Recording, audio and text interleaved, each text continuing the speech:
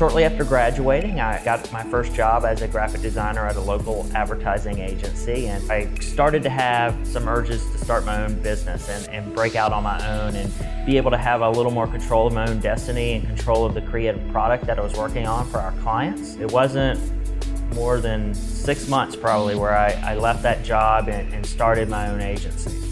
I think a lot of people think about starting a company as a really risky adventure, and it normally is. However, for me, I was young, I was only 21 years old, I just finished college, I wasn't encumbered with a ton of college debt or a mortgage or family, so the risk for me was low. If it didn't pan out, I could always go back and find another job. Eventually though, I landed what at the time was our first retainer client, and it created enough revenue to where I was able to hire our first employee, which was a big jump. About 5 or 6 years into the business, we won a Best of Show award at the Charlotte Advertising Agency's annual Addy Awards. And this is an award that's usually won by the largest agencies in Charlotte. To win that award as a 4 or 5 person agency that's young, it's only a few years old, was a real pivotal moment for us that kind of set us on a trajectory that I think we're still seeing today. But as the company has grown, my roles have shifted, and I'm no longer a day-to-day designer. As that shift was happening, there was a real struggle with me, like how am I going to fulfill this creative need that I have, and where is that creative outlet going to be? Oddly enough, I found that growing and scaling a business and being an entrepreneur was a creative outlet for me because I still was solving problems and creating something. And so while I'm not creating a design, I'm creating a company. Building that and solving the problems and the challenges that are required to build a company became my creative outlet.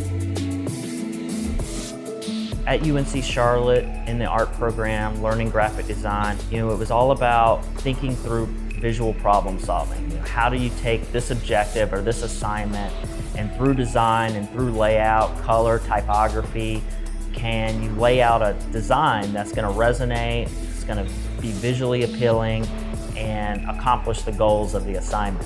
While I'm not designing and creating layouts every day, that problem-solving technique of being able to think through a problem and come up with a creative solution is all about growing a business and being an entrepreneur. Any great leader needs to be able to do 3 things, in my opinion. 1, needs to be able to have a vision for a goal of where he or she wants to take an organization. 2, needs to be able to articulate and communicate that vision well to a group of followers.